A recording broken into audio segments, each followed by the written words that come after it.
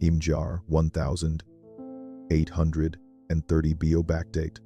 Arthur Schopenhauer, Reiche, Männer, in den Frankfurter Kneipen, die sich in den Rausch tränken, Nacht für Nacht, zerstörten erfolgreiche Kaufleute, angesehene Fachleute, Männer mit allem, was die Gesellschaft schätzt, systematisch das eine, was wirklich zählt, ihr Bewusstsein, ihr Verstand, was sie nicht sehen konnten, sie flohen nicht vor ihren Problemen, sie flohen vor dem einzigen Werkzeug, das fähig war, Probleme zu lösen, dem rationalen Verstand. Aber hier ist, was man ihnen über diese Geschichte nicht erzählt. Schopenhauer verzichtete nicht aus moralischer Rechtschaffenheit auf Alkohol. Er verzichtete darauf, weil er etwas Tiefgreifendes über den Willen zum Leben verstand. Die blind Kraft, die Existenz antreibt, will sie unbewusst, betäubt, unfähig, die Mechanismen ihrer eigenen Versklavung wahrzunehmen. Und Alkohol ist das perfekte Werkzeug für diese Unbewusstheit. Sehen Sie, es gibt ein Muster, das in der Funktionsweise des Bewusstseins verborgen ist, die Notwendigkeit der Klarheit für die Selbsterkenntnis, die Anforderung der Nüchternheit für philosophische Einsicht, die absolut Unvereinbarkeit zwischen Rausch und echtem Verständnis. Aber was, wenn alles, was man ihnen über das Trinken erzählt hat, verkehrt ist, was wenn genau das, was sie normalisiert haben, das soziale Trinken, das Entspannen mit Alkohol, das Feiern einem Rausch, tatsächlich die systematische Aufgabe des Einzigen ist, was sie zu Menschen macht. Hier ist die Frage, die sie verfolgen wird. Was, wenn sie jedes Mal, wenn sie sich betrinken, sich nicht entspannen, sondern freiwillig das Bewusstsein zerstören, das erforderlich ist, zu verstehen. Warum sie sich überhaupt entspannen mussten. Arthur Schopenhauer verstand dies mit brutaler Klarheit. Er erkannte, dass Alkohol der perfekte Mechanismus des Willens ist, sie einem Leiden gefangen zu halten, indem sie daran hindert, das philosophische Verständnis zu entwickeln, das sie davon befreien könnte. Die Welt ist meine Vorstellung, aber wenn sie betrunken sind, ist die Welt nicht ihre Vorstellung. Es ist ein verschwommene, verzerrte, chemisch veränderte Hallucination. Sie haben freiwillig das einzige Werkzeug aufgegeben, das fähig ist, die Realität zu verstehen. Die meisten Menschen trinken regelmäßig, gesellig, sich zu entspannen, Spaß zu haben. Sie glauben, dass sie harmlos, normal, sogar vorteilhaft, sie täuschen sich selbst, aber es gibt eine andere Art von Mensch, die Art, die erkennt, das Bewusstsein das wertvollste ist, was sie besitzen, das Klarheit es wert ist, geschützt zu werden, das Nüchternheit die Voraussetzung für alles Sinnvolle ist. Was trennt diese beiden Arten von Menschen? Was wusste Schopenhauer über das Bewusstsein? Was die Trinker nicht wissen?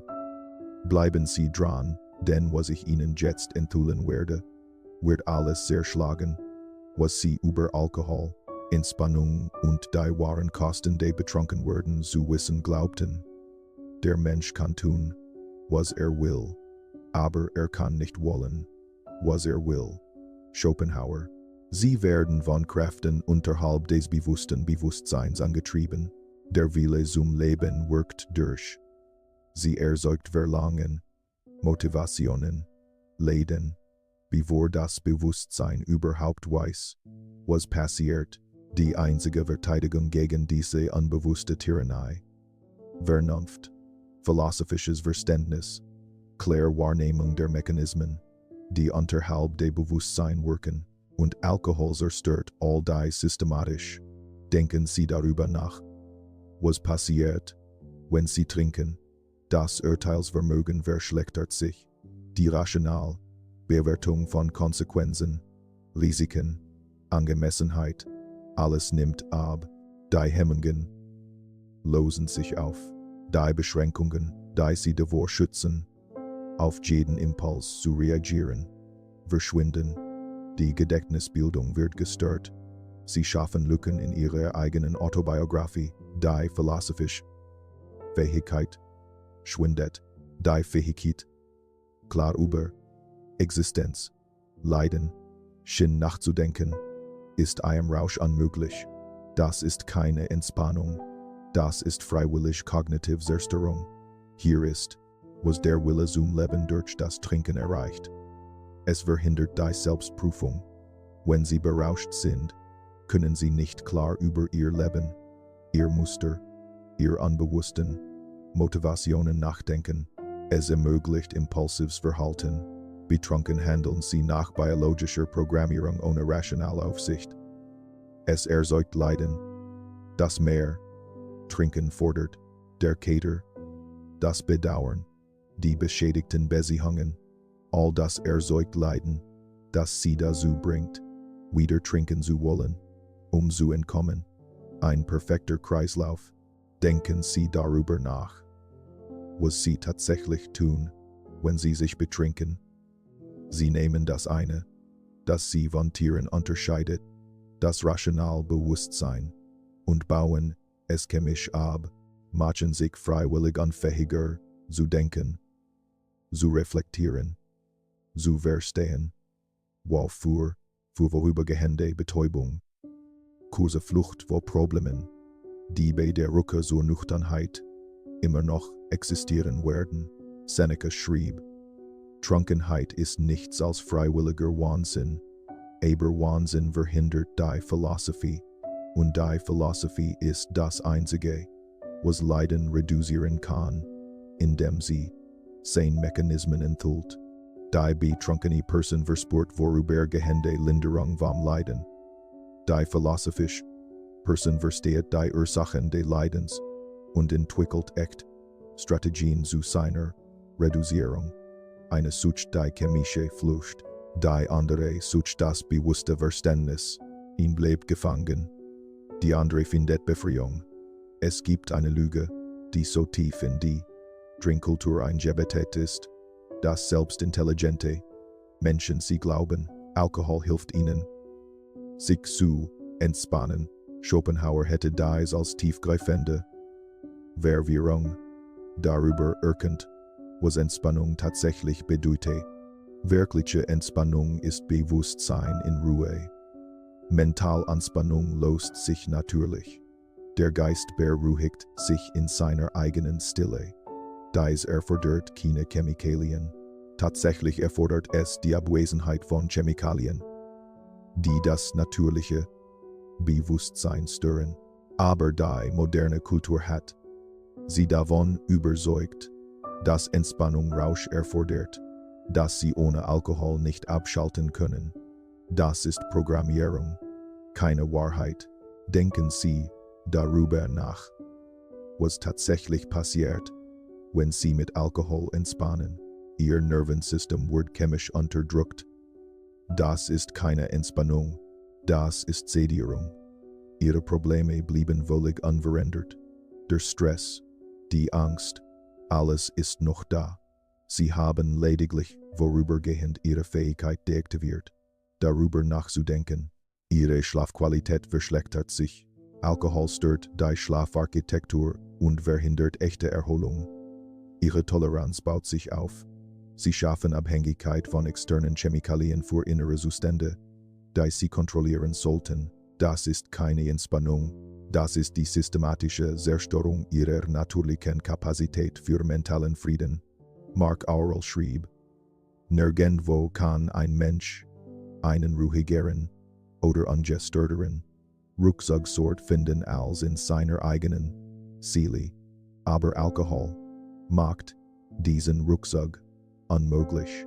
Wenn sie berauscht sind, können sie nicht auf ihre eigene Seele zugreifen, können keine Ruhe im Inneren finden. Hier ist der Mechanismus, den niemand erklärt. Stress und Angst sind Signale. Sie zeigen, Probleme, und die Aufmerksamkeit erfordern, Muster, die einer Untersuchung bedürfen, die philosophische Reaktion ist, untersuchen Sie diese Signale, verstehen Sie ihre Ursachen, nehmen Sie Änderungen vor, die Grundprobleme angehen. Die alkoholische Reaktion ist, betäuben Sie die Signale, ignorieren Sie die Ursachen, setzen Sie die Muster fort, während Sie das Bewusstsein chemisch unterdrücken, das einführt zu echter Verbesserung, das andere führt zu dauerhafter Abhängigkeit, während sich die Probleme häufen. Schopenhauer verbrachte Abende mit Lesen, Denken, Spazierengehen, kein Alkohol erforderlich. Er fand Entspannung durch philosophische Contemplation, durch klareres Verstehen der Realität. Dies erzeugte dauerhaften Frieden, nicht vorübergehende Betäubung, sondern echte Gelassenheit, die aus dem Verständnis geboren wurde. Wirkliche Entspannung ist das Lernen, das Stress von Urteilen, nicht von Ereignissen kommt, das Frieden durch Verständnis, nicht durch Rausch, möglich ist, dies erfordert Arbeit, Philosophie, Übung, aber es bringt dauerhafte Ergebnisse. Alkohol erzeugt vorübergehende Betäubung, die wiederholt gekauft werden muss, während die philosophische Arbeit verhindert, die Notwendigkeit der Flucht eliminieren könnte. Denken Sie über die tatsächlichen Kosten des regelmäßigen Trinkens mit brutaler Ehrlichkeit nach. Geld, Tausende von Euro jährlich für eine Chemikalie, die jedes Organ in Ihrem Körper schädigt. Kapital, das hätte investiert werden können, stattdessen wird es ausgeben, Ihre eigene kognitive Beeinträchtigung zu kaufen. Seit die Stunden, die im Rausch verbracht werden, die Morgen, die durch Kater verloren gehen, die reduzierte Produktivität durch gestörten Schlaf, das ist Bewusstsein, das Sie nie wieder erlangen werden. Seit die für sinnvolle Arbeit hätte verwendet werden können. Alkohol ist buchstäblich Gift. Jedes Getränk schädigt Ihre Leber, Ihr Gehirn und Ihr Herz-Kreislauf-System. Sie bezahlen Geld. Systematisch Ihren wertvollsten Vermögenswert zu zerstören. Beziehungen, die Dinge, die Sie betrunken sagen, die das Vertrauen beschädigen, das Verhalten, das Konflikte erzeugt. Geselliges Trinken soll angeblich Beziehungen aufbauen. Tatsächlich schädigt es sie, während es die Illusion der Verbundenheit erzeugt. Aber die tiefsten Kosten sind philosophischer Natur. Jede Stunde, die im Rausch verbracht wird, ist eine Stunde, die nicht für die Entwicklung von Verständnis aufgewendet wird, nicht für das Lesen von Philosophie, nicht für klares Denken, nicht für die Prüfung ihres Lebens. Schopenhauers philosophisches System erforderte Jahrzehnte klaren Denkens, nüchterne Vormittag, die dem Lesen, Schreiben und der Contemplation gewidmet waren, was produzierten sein trinkenden Zeitgenossen. Nichts Bleibendes. Die Opportunitätskosten sind gewaltig. Was könnten Sie über die Existenz verstehen, wenn Sie die Zeit, die Sie trinken, tatsächlich zum Nachdenken nutzen würden? Welche Einsichten könnten sich aus Jahren nüchterner Contemplation ergeben? Sie werden es nie erfahren, weil die Zeit, die für diese Errungenschaften erforderlich ist, im Rausch oder bei der Erholung davon verbracht wird. Mark Oral Verstand. Das Hindernis der Handlung fördert die Handlung. Was im Weg steht, wird zum Weg. Aber Alkohol fördert die Handlung nicht. Ist das Hindernis, das sie daran hindert, sich bewusst mit Hindernissen auseinanderzusetzen.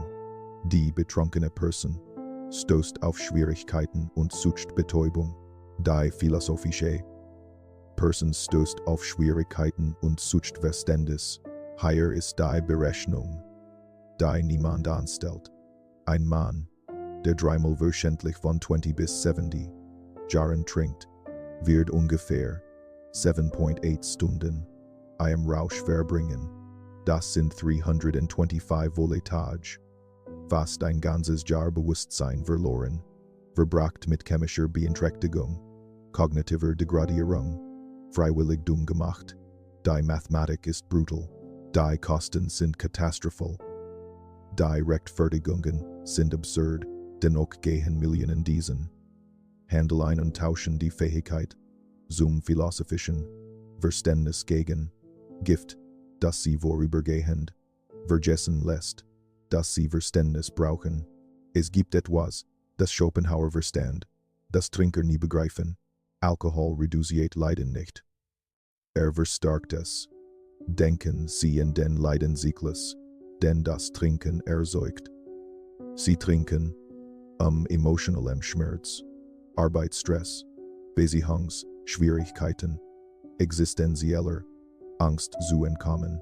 Der Alkohol bietet vorübergehende Betäubung, aber die zugrunde liegenden Ursachen blieben völlig unverändert. Währenddessen erzeugt das Trinken selbst neues Leiden, physisches Leiden durch Kater, verschlechterte Gesundheit, psychisches Leiden durch Bedauern, Scham, soziales Leiden durch betrunkenes Verhalten, beschädigte Beziehungen. Sie haben das ursprüngliche Leiden genommen und Schichten neuen Leidens hinzugefügt, während sie nichts getan haben, die Grundursachen zu beheben. Dies ist Leidensverstärkung, keine Linderung. Schopenhauers Philosophie konzentrierte sich auf die Reduzierung des Leidens durch das Verständnis seiner Quellen, die Lösung. Philosophische Contemplation, die zu einer verminderten Identifikation mit dem Willen führt. Nichts davon ist einem Rausch möglich. Alkohol verhindert das philosophische Verständnis, dass das Leiden tatsächlich reduzieren könnte. Bietet vorübergehende Flucht, die dauerhafte Befreiung verhindert. Hier ist der Mechanismus. Leiden signalisiert Fehlausrichtung zwischen ihren Werten in ihrem Leben, zwischen ihren Wünschen und der Realität. Die kluge Reaktion ist: untersuchen Sie die Fehlausrichtung, passen Sie Werte an oder ändern Sie das Leben. Das ist schwierig, aber es führt zu dauerhafter Verbesserung. Die betrunkene Reaktion ist: betäuben Sie das Signal, setzen Sie das Muster fort, während Sie das Bewusstsein für das Problem chemisch unterdrücken. Dies garantiert dauerhaftes Leiden, weil die Fehlausrichtung nie behoben wird. Sie hauft sich über Jahre, und während Sie zu betrunken sind, es zu bemerken. Alkohol stärkt das Verlangen. Im Rausch wollen Sie mehr Getränke, mehr Stimulation, mehr von allem. Sie reduzieren nicht das Leiden, sie trainieren sich darauf, intensiver zu leiden, während sie hinsichtlich der Ursachen unbewusst bleiben. Die philosophische Person lernt, weniger zu brauchen, Zufriedenheit, einem Verständnis statt in der Stimulation zu finden. Dies führt zu echter Linderung des Leidens, nicht vorübergehend, sondern dauerhaft, nicht betäubend, sondern verstehend. Es gibt noch etwas anderes, das das Trinken zerstört. Was Schopenhauer über alles schätzte. Die Fähigkeit zur philosophischen Contemplation. Das Geschäft der Philosophie ist es, die Existenz selbst Interessen zu machen, Sinn in der gewöhnlichen Erfahrung zu finden, die Mechanismen zu verstehen, die den oberflächlichen Erscheinungen zugrunde liegen. Dies erfordert anhaltende Aufmerksamkeit, klares Denken, nüchterne Contemplation, alles unmöglich. Im Rausch oder während der Erholung denken Sie darüber nach, was philosophische Entwicklung tatsächlich erfordert. Ausgedehntes, lessenkomplexer Texte. Sie können Kant oder Platon nicht im Rausch lesen. Tief Contemplation schwieriger Fragen. Was ist die Natur des Bewusstseins? Warum gibt es Leiden? diese Fragen erfordern Stunden fokussierten Denkens, unmöglich mit einem fragmentierten Verstand. Integration von Einsichten in die gelebte Erfahrung nach Verständnis zu leben, erfordert anhaltende bewusste Anstrengung über Jahre. Trinken verhindert diese Integration. Schopenhauers Tagesablauf schützte die philosophische Kapazität. Früh aufstehen, stundenlang in Einsamkeit lesen und denken, in der Natur spazieren gehen, Einsichten kontemplieren, mit kristallklarer Klarheit aufschreiben, kein Alkohol, die Wahrnehmung zu trüben, kein Kater, die Aufmerksamkeit zu fragmentieren. Diese Routine brachte die Welt als Wille und Vorstellung hervor, ein philosophisches System, das das menschliche Verständnis grundlegend veränderte. Sein trinkenden Zeitgenossen produzierten nichts. Heier ist, was stirbt, wenn sie regelmäßig trinken, die Fähigkeit zum tiefen Denken. Alkohol verhindert den anhaltenden Fokus, den tiefs Denken erfordert, die Fähigkeit zum intellektuellen Wachstum. Trinken schafft Lücken, fragmentiert das Gedächtnis, verhindert die Kontinuität, die für echte Entwicklung notwendig ist, das Bekenntnis zur Wahrheit suche. Philosophie fordert Ehrlichkeit über die Realität. Der Trinkende Verstand sucht die Flucht vor unangenehmen Wahrheiten. Marc Aurel schrieb: Das Glück deines Lebens hängt von der Qualität deiner Gedanken ab, aber sie können keine qualitativ hochwertigen Gedanken haben, während sie das Organ das Gedanken produziert, regelmäßig beeinträchtigen. Die betrunkene Person glaubt, sie denke, I am Rausch tiefgründig, tiefe Gespräche beim Trinken, das ist Täuschung. Überprüfen Sie diese Gespräche I am nüchternen Zustand. Sie sind oberflächlich, offensichtlich, repetitiv. Echte philosophische Einsicht erfordert Nüchternheit, Klarheit, die Fähigkeit, echtes Verständnis von chemisch induzierten Gefühlen der Tiefgründigkeit zu unterscheiden. Die Wahl ist klar, philosophische Entwicklung oder Alkohol, tiefes Verständnis oder vorübergehende Betäubung. Sie können nicht beides haben. Sie stehen jetzt vor der Wahl. Auf dem einen Weg liegt, was die Kultur normalisiert, Regelmäßiges, Trinken, soziale Trunkenheit, Alkohol als Entspannung.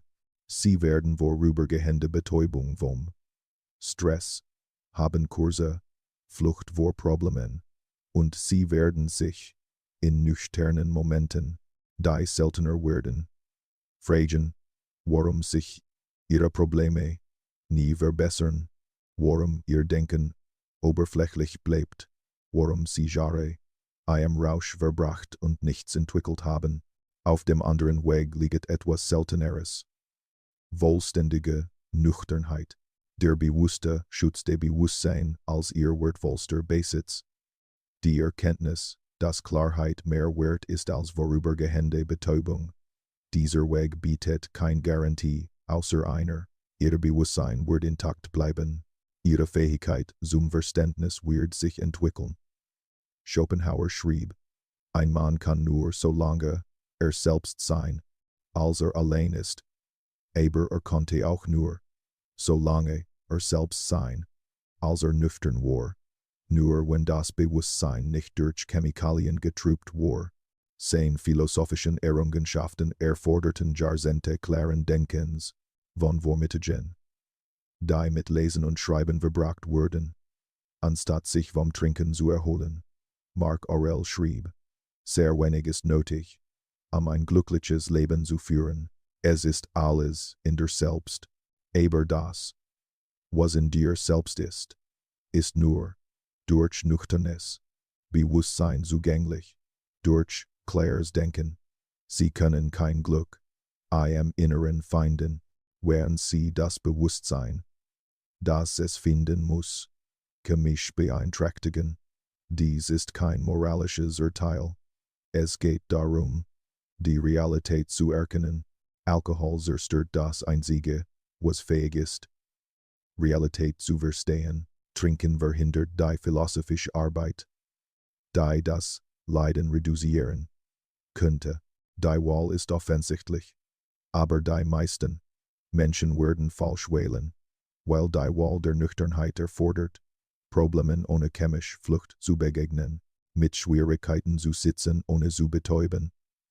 Das ist schwer. Philosophie ist schwer, aber es ist das Einzige, was tatsächlich funktioniert. Der einzige Weg zu echtem Verständnis. Die Massen betrinken sich und bleiben in Leiden gefangen, das sie nicht verstehen. Die philosophischen wenigen bleiben nüchtern und entwickeln Verständnis. Das befreit. Der Alkohol ist da, der soziale Druck ist konstant. Aber sie können abelnen. Und in dieser Ablehnung werden sie etwas Tiefgründiges entdecken. Sie brauchten nie Alkohol, sich zu entspannen. Sie brauchten nie chemische Sedierung, Frieden zu finden. Sie brauchten nur das Bewusstsein, das lange genug geschützt wurde, philosophisches Verständnis zu entwickeln. Schopenhauer verbrachte sein Leben damit, das Bewusstsein zu schützen, die Existenz zu verstehen. Seine trinkenden Zeitgenossen verbrachten ihres damit, das Bewusstsein zu zerstören, der Existenz zu entfliehen. Einer schuf Philosophie, die Jahrhunderte überdauert. Die anderen schufen nichts als Kater und Bedauern. Der Unterschied war nicht Intelligenz, es war Nüchternheit. Handeln sie jetzt entsprechend,